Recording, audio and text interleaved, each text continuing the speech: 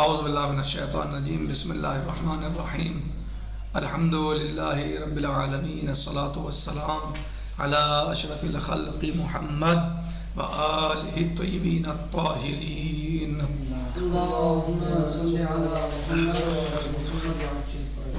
معجل فرجہم.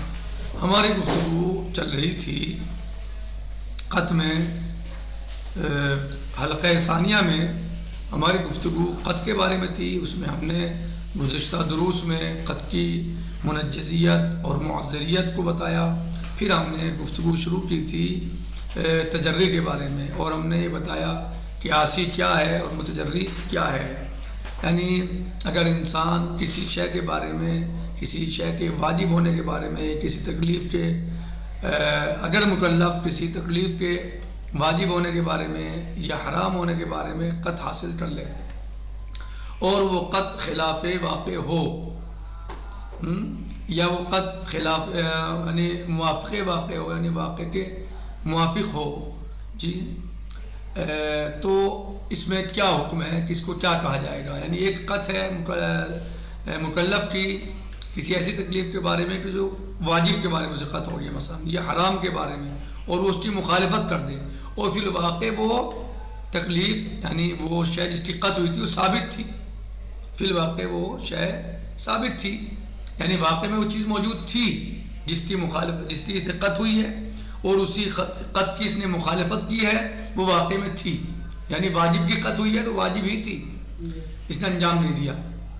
یا حرام کے بارے میں قط ہوئی ہے، واقع میں وہ حرام ہی تھی، اس نے اس کا ارتکاب کیا. صحیح. تو کہہ رہے ہیں کہ اگر کوئی انسان یعنی مکلف اگر کسی مکلف کو کسی تکلیف کے بارے میں قط ہو جائے، مثلا واجب ہونے کے بارے میں قط ہو جائے، اور پھر وہ اس کی مخالفت کرے، پھر اس کی وہ مخالفت کسی تکلیف کے واجب ہونے کی کیا ہو جائے، قط ہو جائے، اور پھر اس کی مخالفت کرے وہ، اور وہ پھر واقع واجب ہی تھا. صحیح. تو اسے کیا کہا جائے گا، عاصی کہا جائے گا. وَأَمَّا إِذَا قَطَعَ بِالتَّكْلِيفِ، لیکن انسان قطع کرے کسی تکلیف کے بارے میں، انسان یعنی مکلف قطع کرے. اذا قطع المکلف بالتکلیف، اگر مکلف قطع کرے کسی تکلیف کے بارے میں، وخالفہ پھر اس کی مخالفت کرے، ولم یکن التکلیف ثابتا واقعا ثم متجریا، اور وہ تکلیف فی الواقع ثابت نہیں تھی، تو اسے کیا کہا جائے گا، متجری کہا جائے گا. یعنی کوئی مکلف کسی تکلیف کے بارے میں قط حاصل کر لے اور پھر اس قط کی مخالفت کرے. اسے قط ہوئی کہ یہ چیز واجب ہے اور اس کی مخالفت کی اس نے واجب ہونے کی، یعنی انجام نہیں دیا، لیکن وہ واقع میں واجب نہیں تھی. اسے قط ہوئی تھی واجب ہونے کی، لیکن وہ واقع میں واجب، حقیقت میں وہ واجب نہیں تھی تکلیف، اس نے مخالفت کی، تو اسے کیا کہا جائے گا، متجری. تو وقد وقال بحث فی انه حدیثان مثل هذا المکلف المتجری بحکم العقل، تو یہ کہا گیا تھا اور بتایا گیا تھا کیا وقد وقال بحث جو ہے وہ اس بارے میں ہوئی ہے کہ کیا یہ مکلف مدان ہے، اس کی مذمت کی جائے گی، اس مکلف متجری کی مذمت کی جائے گی، اور کیا عقل اس بات کا حکم لگاتی ہے کہ یہ مستحق عقاب ہے عاصی ہی کے طریقے سے یا نہیں ہے. اس بارے میں بحث ہے کہ یہ مکلف متجری کیا اس کی مذمت کی جائے گی، اور کیا عقل اس بات کا حکم لگاتی ہے کہ یہ بھی مستحق عقاب ہے عاصی کے طریقے سے یا مستحق عقاب نہیں ہے. کیا لگاتی ہے عقل اس کے بارے میں، عقل کیا کہتی ہے، عقل اس کو مستحق عقاب جانتی ہے عاصی کے طریقے سے یا مستحق عقاب نہیں جانتی. وَمَرَّةً أُخْرَى يَجِبُ أَن نَرْجَعَ إِلَىٰ حَقِّ الطَّاعَةِ، اب پھر دوبارہ ہمیں واجب ہے کہ پلٹیں حق اطاعت کی طرف. دوبارہ ہمارے اوپر واجب ہے کہ پلٹیں حق اطاعت کی طرف. وہ کیا، الذی تمثل مولویت المولا، کہ جو یعنی مولویت مولا کو بیان کرتا ہے، جو مولویت مولا کو بیان کرتا ہے. حق اطاعت کیا ہے کہ جس کے ذریعے سے مولویت مولا کو سمجھا جاتا ہے. لنحدد، کیوں پلٹیں اس کی طرف، حق اطاعت کی طرف، لنحدد تاکہ ہم معین کر سکیں، محدد کر سکیں، مقرر کر سکیں موضوع حق اطاعت کے موضوع کو. صحیح. فَهَلْ مَوْضُوعُهُ هُوَ التَّكْلِيفُ الْمُنْكَشِفُ لِلْمُكَلَّفِ، کیا اس کا موضوع تکلیف منکشف ہے کیا اس کا موضوع وہ تکلیف ہے جو منکشف ہو مکلف کے لیے، او مجرد الانکشاف ولو لم یکن مصیبان، یعنی کیا اس کا موضوع جو ہے وہ تکلیف منکشف ہے یا فقط انکشاف ہے چاہے وہ صحیح نہ بھی ہو. بات سمجھ آئی؟ بات سمجھ آئی یا نہیں آئی؟ ہم دوبارہ اس چیز کے لیے، اس بات کو سمجھنے کے لیے کہ اگر کہ جہاں متجری ہے، متجری کہ جو جرات کر رہا ہے، قط ہوتے ہوئے مخالفت کر رہا ہے، بولو کہ واقع وہ ایسا نہیں ہے جیسی خط ہے اسے، لیکن وہ جرات کر رہا ہے، تو کیا عقل اس کو مستحق عقاب جانتی ہے یا نہیں جانتی؟ کیا اس کا حکم عاصی والا ہی حکم ہے یا عاصی والا حکم نہیں ہے؟ کہہ رہے ہیں کہ اس کو سمجھنے کے لیے ہمیں ایک بار پھر واجب ہے ہمارے اوپر کہ ہم حق اطاعت کی طرف بڑھتے ہیں. حق اطاعت ہے کیا کہ جو بیان کرتی ہے مولویت مولا کو. حق اطاعت ہی تو مولا کی مولویت کو بیان کرتی ہے، اس کو حدود کو بیان کرتی ہے تاکہ ہم محدد کر سکیں اس کا موضوع. صحیح. کیا موضوع جو ہے وہ حق اطاعت کا تکلیف منکشف ہے یا مجرد انکشاف ہے، فقط انکشاف ہو جائے چاہے جو ہے وہ واقع میں ایسا ہو نہ ہو، صحیح ہو یا نہ ہو. بات سمجھ آئی؟ بمانا ان حق المولا للانسان هل في ان يطيعه في تکالیف التي انکشفت لديه، بئی مانا کہ کیا مولا کا حق اطاعت ہے انسان کے اوپر کہ وہ اس کی اطاعت کرے؟ کیا اس یعنی مولا کا حق ہے انسان پر کہ وہ اس کی اطاعت کرے تکالیف میں کہ جو اس کے یہاں منکشف ہو گئی ہیں، جن کا انکشاف ہوا ہے؟ او فی کل ما یطرا له من تکالیفہ، یا جو بھی وہ تکالیف اس کے سامنے آئے ان سب کا جو ہے وہ ان سب میں اطاعت کرے. بس سوال سمجھ آئی؟ سوال سمجھ آیا؟ یعنی کیا مولا کا حق اطاعت صرف اس میں ہے جہاں انکشاف ہو جائے، یا اس میں ہے کہ جو بھی چیز مولا کی طرف سے آ جائے اور پتہ چل جائے، صحیح، اس میں بھی حق اطاعت ہے یا نہیں ہے؟ تمام تکالیف میں.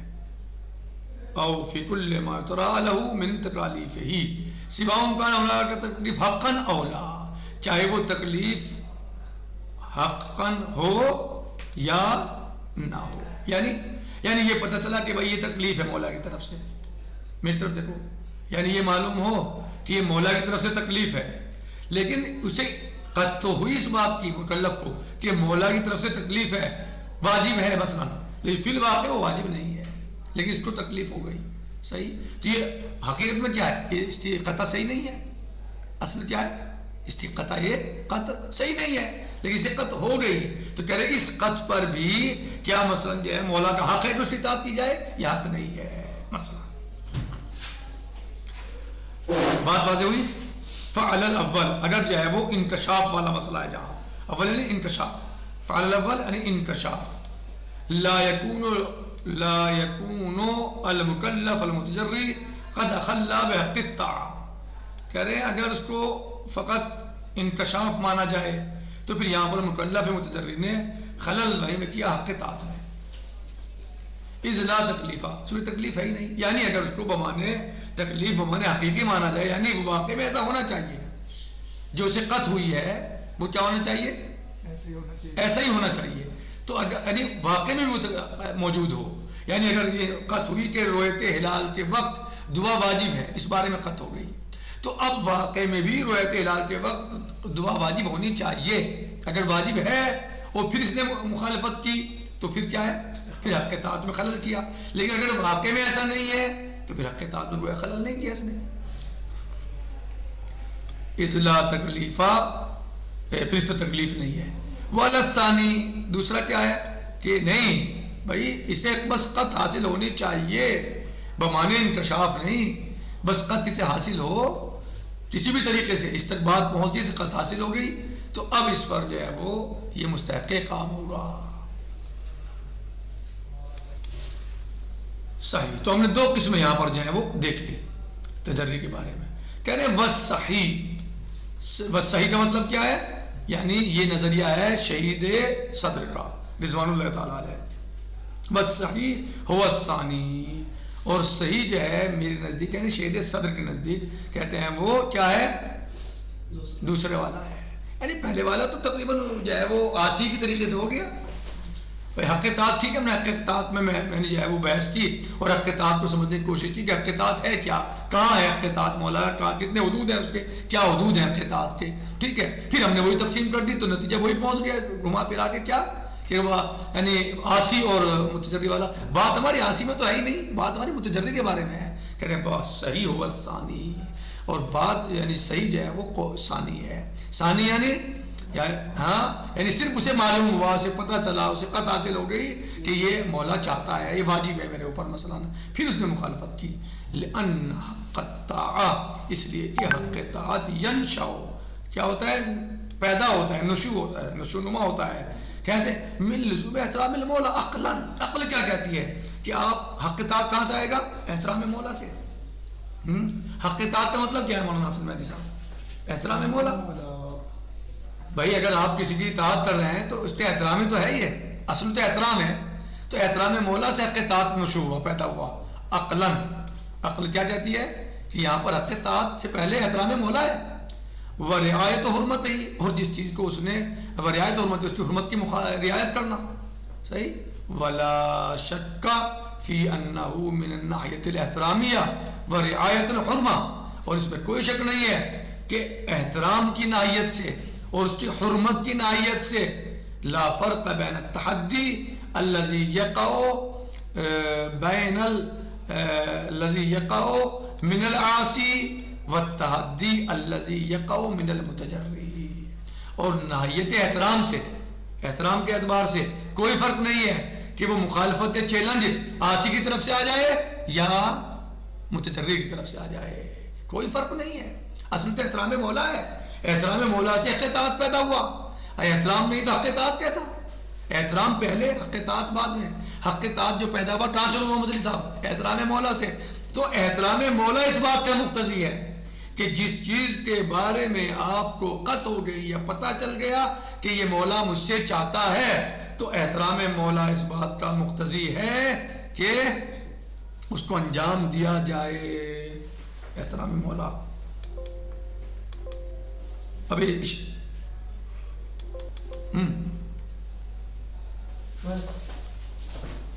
اسے روکو، آج ہٹاؤ، کیا آ گیا یہ اپڈیٹ کے لیے آئے ہیں، بند میں نہیں ہوگا. چلے جاتا ہے.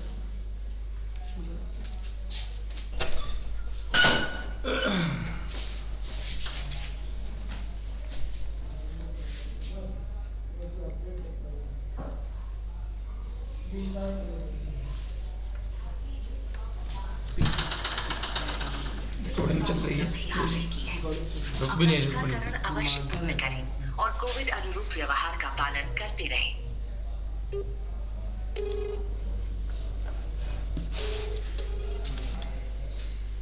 تو کہہ رہے ہیں کہ حق اطاعت جو ہے مولا کا یا حدود مولیت مولا، یہ حق اطاعت کہاں سے آیا؟ حق اطاعت احترام سے آیا. اور احترام کی مخالفت عاصی کرے تب بھی احترام کی مخالفت، یعنی مولا کی بات نہ مانے، عاصی نہ مانے تب بھی احترام کے خلاف ہے. اور مولا کے بات جو ہے وہ متجری نہ مانے، جرأت کرے، یہ بھی احترام کے خلاف ہے. بات سمجھ آئی؟ تو شہید رضوان اللہ تعالیٰ علیہ کیا کہتے ہیں کہ میرے نزدیک جو ہے وہ دوسرا جو ہے وہ صحیح ہے. کیا فرماتے ہیں؟ وَالصَّحِيحُ وَالثَّانِي. شہید صدر رضوان اللہ تعالیٰ علیہ فرماتے ہیں کہ صحیح جو ہے وہ دوسرا ہے. دوسرا کیا ہے؟ یعنی مکلف کو پتہ چل گیا، اسے قطع حاصل ہو گئی. صحیح، اسے قطع حاصل ہو گئی کہ مولا مثلا مجھ سے یہ چاہتا ہے، یہ واجب ہے. یہ اور بات ہے وہ واقع میں واجب ہے یا نہیں ہے، ہمیں اس سے بحث نہیں ہے. کیوں؟ کیونکہ یہ جو حق اطاعت ہے کہاں سے نشو ہوا ہے، کہاں سے پیدا ہوا؟ احترام مولا سے. اب یہ بتائیے آپ انصاف سے، عقلی اعتبار سے، کہ کیا متجری مولا کا احترام کرتا ہے یا مخالفت کرتا ہے احترام کی؟ احترام کے خلاف جاتا ہے، وہ مولا کی اعادت کرتا ہے، وہ مولا کی حرمت کو ظاہر کرتا ہے، مولا کی حرمت کو ظاہر کر رہا ہے، مولا کا احترام نہیں کر رہا ہے. تو عاصی بھی وہی کر رہا ہے، احترام مولا کے خلاف جا رہا ہے، یعنی مولا کا احترام نہیں کر رہا، اور متجری بھی یہی کر رہا ہے. تو بات ختم ہو گئی، دونوں ایک ہی دائرے میں آئے ہوئے گی. نتیجہ یہ نکلا کہ شہید صدر رضوان اللہ تعالیٰ علیہ فرماتے ہیں کہ میرے نزدیک جو ہے وہ دوسرا صحیح ہے.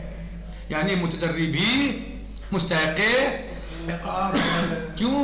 کیونکہ مسئلہ ہے اصل احترام مولا کا. احترام مولا نہ عاصی کر رہا نہ متجری کر رہا، لہذا دونوں ایک ہی زمرے میں ہیں.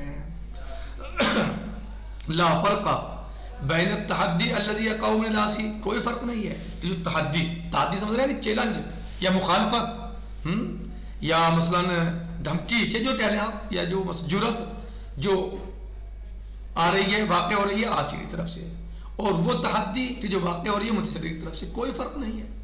فالمتجری ایضاً یستحق العقاب کالعاصی، پس نتیجہ یہ نکلا کہ متجری بھی مستحق عقاب ہے عاصی ہی کے طریقے سے. اگر آپ سے پوچھا جائے یا کہیں آپ دیکھیں اس بحث کو اور آپ سے سوال ہو کہ شہید صدر رضوان اللہ تعالیٰ علیہ کا نظریہ متجری کے بارے میں کیا ہے، تو آپ یعنی آیا ان کے یہاں متجری مستحق عقاب ہے یا نہیں ہے؟ تو کیا جواب ہے؟ مستحق عقاب ہے. دلیل کیا ہے شہید کی، شہید صدر کی دلیل کیا ہے مستحق عقاب ہونے پر متجری کے؟ کیونکہ مسئلہ ہے احترام کا. حق اطاعت کہاں سے نشوء ہوتی ہے؟ احترام سے. اور متجری اور عاصی دونوں ہی مولا کا احترام نہیں کر رہے ہیں، دونوں ہی مولا کا احترام نہیں کر رہے ہیں. کوئی فرق نہیں ہے تحدی میں کہ جو عاصی کی طرف سے آئے اور وہ تحدی کہ جو متجری کی طرف سے آئے، ان میں کوئی فرق نہیں ہے.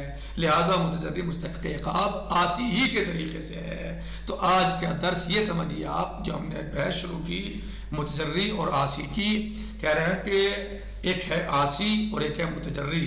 عاصی یعنی گنہگار، متجری یعنی جرات کرنے والا. عاصی یعنی مولا کی مخالفت کرنے والا، متجری یعنی جرات کرنے والا وغیرہ وغیرہ. خیر، تو کہہ رہے ہیں کہ دو چیزیں ہیں. ایک تو یہ ہے کہ ایک انسان مکلف کو قط حاصل ہو گئی کسی شے کے تکلیف کے بارے میں، لیکن لیکن وہ فی الواقع ثابت تھی. وہ قط جو جیسے قط ہوئی ہے فی الواقع موجود ہے، وہ ثابت ہے. ایسی قط ہوئی ہے جو واقع میں موجود ہے. یعنی اسے قط ہوئی، فرض کریں کہ ظہر کی نماز واجب ہے، فرض کریں نماز ظہر واجب ہے، قط ہو گئی، اور تو واقع میں موجود ہے نماز ظہر واجب ہونا اس کا ہے نہیں ہے، واقع میں موجود ہے نماز ظہر کا واجب ہونا. پھر جو ہے مثلا یہ اس قط کی مخالفت کرتا ہے تو اسے کیا کہا جائے گا؟ عاصی. ایک انسان ہے یعنی مکلف ہے، اسے قط ہوئی کسی تکلیف کے بارے میں کہ یہ شے واجب ہے، مثلا قط ہوئی اسے کہ رویت ہلال کے وقت دعا پڑھنا واجب ہے، اور فی الواقع وہ واجب نہیں ہے، فی الواقع واجب بھی نہیں ہے. اب یہ مکلف جسے قط حاصل ہو گئی ایسی شے کے بارے میں، ایسی تکلیف کے بارے میں جو فی الواقع واجب نہیں ہے، یعنی حقیقت میں ثابت نہیں ہے اس کا وجوب، اور اسے قط ہوگی واجب ہونے کے بارے میں، تو اب پھر یہ اس کی مخالفت کرتا ہے، انجام نہیں دیتا. تو کیا یہ بھی عاصی کے طریقے سے مستحق عقاب ہے یا نہیں؟ یہ اسے متجری کہتے ہیں. جی اسے متجری کہتے ہیں کہ قط ہوئی کسی تکلیف کے بارے میں لیکن واقع میں وہ تکلیف ثابت نہیں ہے، لیکن اسے قط ہو گئی ہونے کے بارے میں، پھر یہ اس کی مخالفت کرتا ہے، اس کا مخالفت کرتا ہے. تو کیا یہ بھی مستحق عقاب ہے عاصی کے طریقے سے یا نہیں ہے؟ اس کے بارے میں بتایا کہ ہمیں جو ہے حدود مولا کی طرف جانا ہوگا کہ یا مثلا یہ اس کی مذمت کی جائے گی یا نہیں کی جائے گی. یہی بھی عقل اس کے بارے میں کیا کہتی ہے کہ یہ مستحق عقاب ہے عاصی کے طریقے سے یا نہیں ہے. کہہ رہے ہیں کہ اس کے بارے میں ہمیں حق اطاعت کی طرف یعنی مولویت مولا اور اس کے حق اطاعت کے بارے میں ہمیں دیکھنا ہوگا کہ مولا کے حق اطاعت کے حدود کیا ہیں. اگر حق اطاعت صرف انکشاف پر ہے، انکشاف ہو تو حق اطاعت واجب ہے، حق اطاعت ہے. اور اگر انکشاف نہیں ہے، صرف کسی طرح قط حاصل ہو گئی، صرف دیکھنے سے سننے سے مثلا کسی بھی طرح قط حاصل ہو گئی، انکشاف نہیں ہے لیکن، تو کیا اس میں بھی حق اطاعت ہے؟ تو اگر پہلے والے کو دیکھیں کہ حق اطاعت جو ہے صرف انکشاف میں ہے تو یہ متجری گنہگار اور عاصی نہیں ہے، اور عاصی کے طریقے سے نہیں ہے، اور یہ مستحق عقاب بھی نہیں ہے. دوسرا کیا ہے کہ نہیں، اسے صرف اور صرف جو ہے وہ او فی کل ما یطرا علیہ من تکالیف، یعنی اسے جو ہے کیا ہو گیا، اسے جو ہے قط حاصل ہو گئی کسی طریقے سے کہ جو بھی تکلیف کا اسے مثلا جو ہے وہ قط ہوئی، چاہے جو ہے علم ہوا مثلا، تو مثلا اسے جو ہے اس کے اوپر واجب ہے کہ اس میں اطاعت کرے، مولا کا حق اطاعت اس کے اوپر ہے. تو کہہ رہے ہیں کہ شہید فرماتے ہیں تو اگر ایسا ہے تو اس میں پھر یہ مستحق عقاب نہیں ہے، مستحق عقاب نہیں ہے. عقل کہتے ہیں مستحق عقاب نہیں ہے. لیکن شہید صدر رضوان اللہ تعالیٰ علیہ فرماتے ہیں کہ میرے نزدیک صحیح دوسرا ہے. اسے جو ہے وہ جس طرح بھی اسے پتہ چلا قط حاصل ہو گئی، واجب ہونے کے بارے میں مثلا اسے یقین ہو گیا کہ یہ واجب ہے، اور پھر یہ اس کی مخالفت کرتا ہے، اس کے خلاف جاتا ہے، تو یہ بھی مستحق عقاب ہے عاصی ہی کے طریقے سے۔ کیوں؟ کیونکہ حق اطاعت کہاں سے آتا ہے؟ حق اطاعت آتا ہے احترام مولا سے، اور چاہے احترام مولا کی مخالفت عاصی کرے یا متجری کرے، دونوں میں کوئی فرق نہیں ہے۔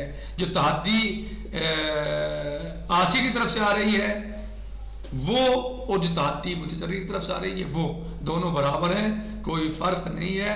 لہذا عقل کہتی ہے کہ جس طریقے سے عاصی مستحق عقاب ہے، اسی طریقے سے متجری بھی مستحق عقاب ہے۔ والحمدللہ رب العالمین، نکتفی علی المقدار، والسلام علیکم ورحمۃ اللہ وبرکاتہ۔ باقی انشاءاللہ آنے والے درس میں علم اجمالی آئے گا۔ فی امان اللہ۔